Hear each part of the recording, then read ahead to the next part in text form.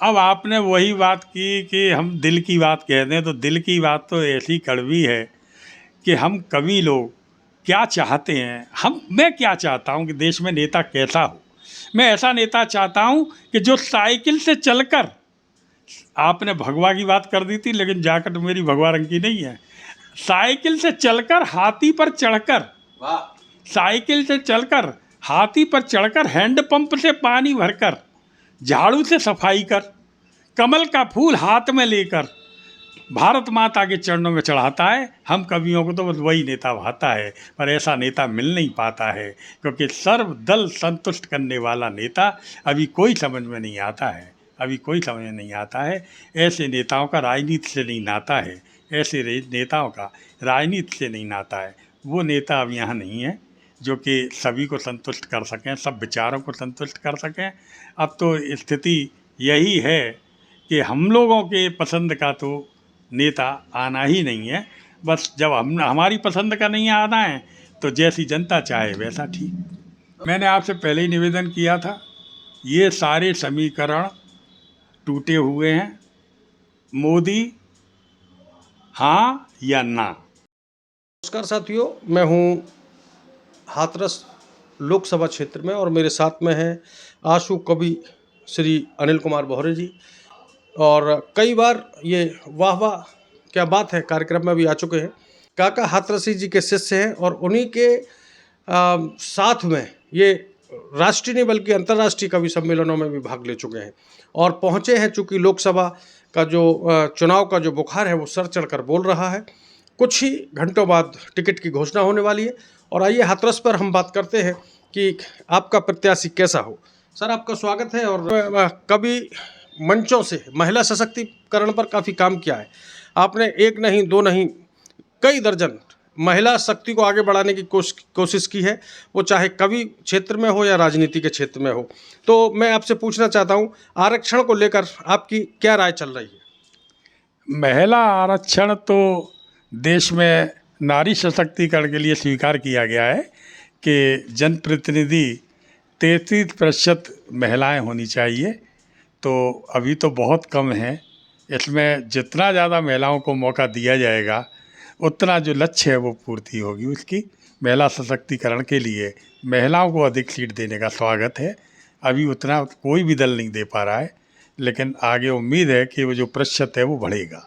तो हाथरस की जो टिकट फंसी हुई है, जो अभी घोषणा नहीं हुई, 12 महिलाओं ने दावेदारी की है, टोटल 85 कैंडिडेट्स हैं और दूर दराज के भी लोग आ रहे हैं। तो आप क्या महिला पर दाव खेलना चाहते हैं इस बार, या क्या प्लानिंग रहेगी मतदाताओं की? देखिए, इसमें दो बातें हैं।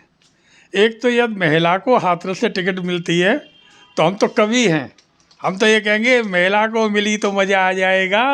हाथरस हिंदुस्तान में 100% महिलाओं के लिए आरक्षित करने वाला कहलाएगा, क्योंकि हमारी चेयरमैन महिला हैं, हमारी एमएलए महिला हैं और हमारी एमपी महिला हो जाएं तो हम तो यहाँ पूरा महिला मैं हाथरस हो जाएगा, महिलाओं के रंग में रंग जाएगा और मज़ा आएगा। फिर भंग पीने का आनंद ही अलग होगा। जैसे ही कैंडिडेट का नाम घोषित होगा और होली की धूम शुरू कर देंगे आप लोग।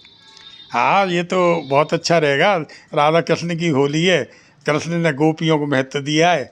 एक गोपी हमारी एमएलए, एक गोपी चेयरमैन, एक गोपी एमपी बन जाए। शक्ति की भूमि से शक्ति को उतारने की प्लानिंग चल रही है मतदाताओं की। ये शक्ति की भूमि अब से नहीं है। हाथरस जब बना था तो भगवान शिव कृष्ण जी के दर्शन को गए थे, पार्वती जी को यहीं पर विराजमान कर गए थे। तो हमारे यहाँ तो पार्वती तभी से विराजमान है, भगवान शिव ने विराजमान की थी। पार्वती को प्यास लगी, शिव जी ने उनको हाथ से पानी पिलाया तो इसका नाम हाथरस पड़ गया। तो यहाँ तो महिला की वजह से ही नाम हाथरस है, महिला को प्यास लगी। तो ये तो महिला की प्यास बुझाने वाला शहर है। अब अगर प्यास रह गई है चेयरमैन एमएलए बनने के बाद तो एमपी भी महिला हो जाए, प्यास पूरी हो जाएगी। तो शक्ति की दहलीज से मतदाता पूरा मौका देख रहे हैं। अगर महिला शक्ति मैदान में आती है तो दिल खोलकर सपोर्ट करेंगे और मतदान करेंगे। देखिए साहब, यह है ब्रज की देहरी। इस वर्ष का जो चुनाव है सन 24 वाला, वह चुनाव दूसरी तरह का है। मोदी जी ने जब से अपने कार्य को करके दिखाया है, उससे जो मोदी दो तरह के मतदाता हो गए हैं, एक मोदी समर्थक और एक मोदी विरोधी। तो मोदी समर्थक के सामने तो केवल एक ही व्यक्ति है, जैसे प्रधानमंत्री बनाना है, वो है हमारे मोदी जी। तो जिनको मोदी को बनाना है वो तो वोट मोदी के समर्थन में देंगे, और जिनको मोदी को नहीं बनाना है वहाँ बड़ा घपला चल रहा है, वहाँ कोई एक नेता ही नहीं, नाम किसका लें, किसको प्रधानमंत्री पद के लिए माने।